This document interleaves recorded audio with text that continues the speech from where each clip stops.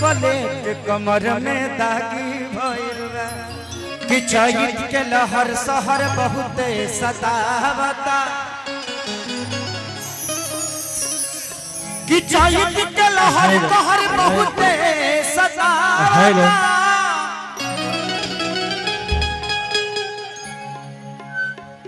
कि क्या कही सैया हमके निंदियो नया बता कि तू तो परदेसवा में जाके भूलैला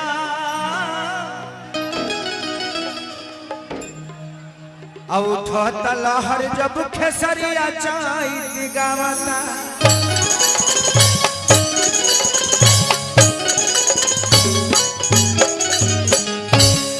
भाई मैं कैसे गाऊं यहाँ से हटाइए ना सबको सभे अपने बा केकरा के कहल जाओ कि भाई के हमार नहीं खे अपने लोगवा हल्ला कइले बा अपने लोगवा भीड़ कइले बा हटाओ ना भाई सबके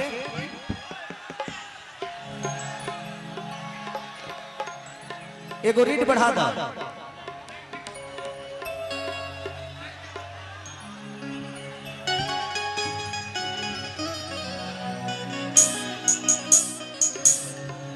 कि घाम लगता जे राजा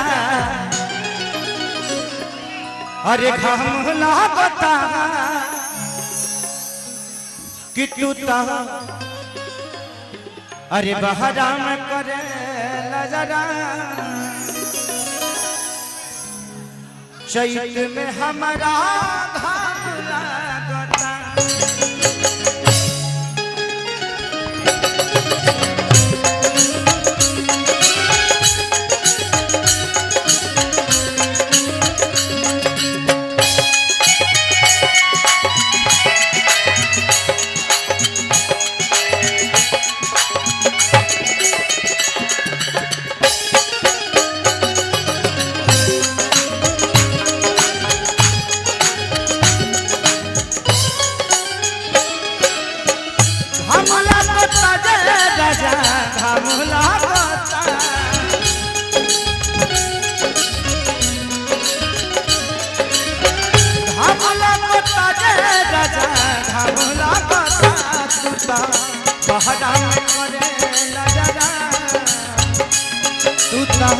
बहरा करे लजदा चैत में हमरा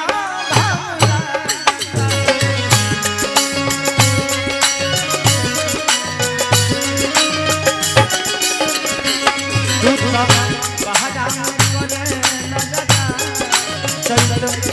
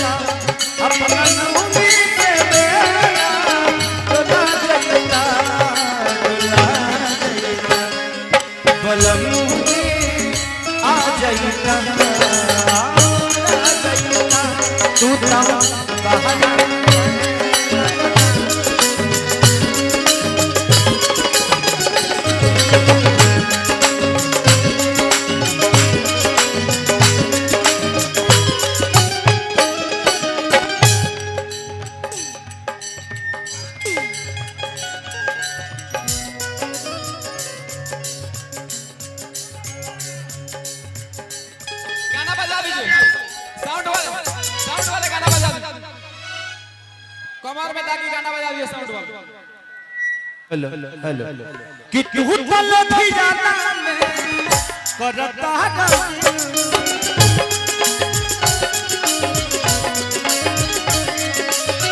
पछुआ के हवा मोर बिगाड़ देता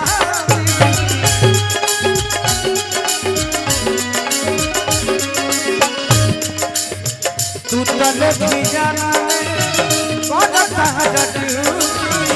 पछुआ के हवा मोर बिगाड़ देता पछुआ के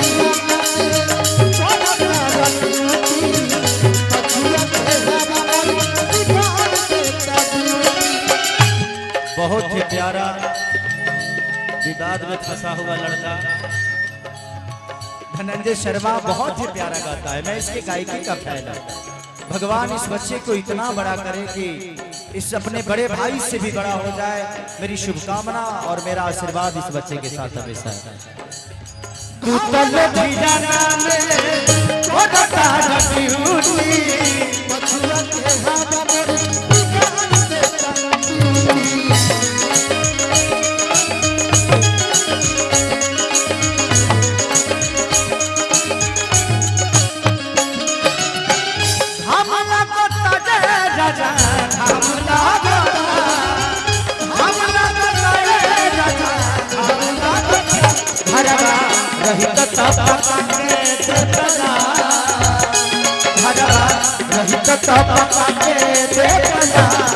चैत्र में हमारा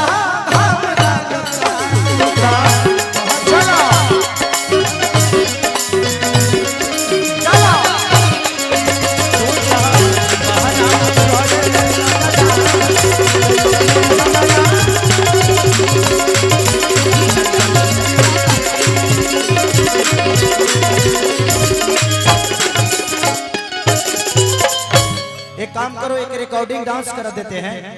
बाबू मेरा भाई आ जाओ, आ जाओ, इधर आ जाओ। इसका फोटो खींच दो, खींच दो, खींचो, खींचो, खींचो। हेलो हाँ, हेलो क्यों बता भैया, जो लोग ट्रस्ट पे चले अपनी जीवन संकट में डाल रहे हैं, नीचे उतरिए। चल, ओके। नया वाला जो गाना है रिकॉर्डिंग के साथ नया वाला गाना। रुक जाइए धनंजय भाई। अरे भाई हटो दो तुम लोग। अरे बाप रे बाप। खेसारी भैया का जो न्यूज सॉन्ग बजा दीजिए। ए रिकॉर्डिंग डांस बजाओ तो भाई बजा दीजिए। पहले ये फोटो खिंचावेला प्लीज यहाँ से दूर हो जाइए। सबसे पहले फोटो खिंचावेला लो, बाद में आइए, बाद में फोटो खिंचा ले हम सबसे। बाप हो बाप।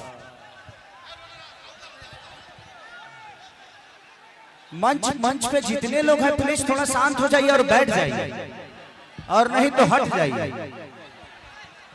ऐसे ये ढेर देर के कार्यक्रम नहीं के हम आइल बानी बस नीतीश बाबा के आशीर्वाद लेवे और उनका कार्यक्रम हो, और हम सब नहीं आए तो भी बुरा लगता है कि परिवार के लोग हैं। हम तरह लोग खातिर सेलिब्रिटी है हो ना। हम अपना मामा के गांव में आइल बानी। हाँ हमारा जिगरहवा तो तर लोग के पते हो। जिगरहवा हमार ममहर है, और हम कई बार आइल बानी। ऐसा नहीं कि हम जी खातिर नया बानी, तू लो हमारा आपन है, वो हम तहरा लोगन के हैं। लेकिन आज दिल से धन्यवाद कि आज नीतीश बाबा की वजह से इतने सारे कलाकार लग रहा है। जो कलाकारों का कुंभ का मेला लगा हुआ है। भगवान हमारे भाई को इस दुनिया का सर्वश्रेष्ठ इंसान बनाए, ताकि ऐसे ही प्यार और आशीर्वाद सबको मिलता रहे। अगवा से हटवा लो, हटवा लो अगवा से।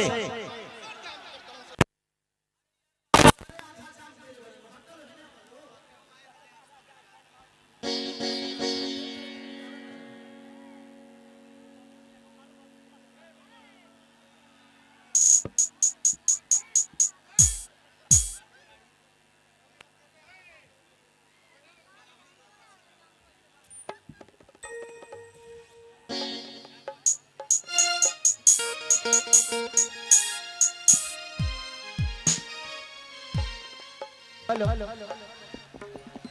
हेलो थोड़ा सा साइड हो जाएंगे ना तो एगो गाना गा दे। हम खाली एगो गाना गा दे। ऐसे ये कार्यक्रम हमार ना बल्कि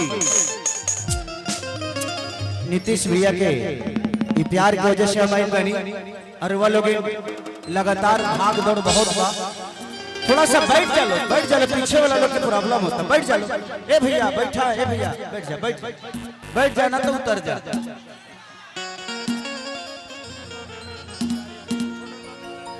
अच्छा क्या बात है। बैठाइए बाबा को बैठ। सबको ले जाओ, उधर ले जाओ।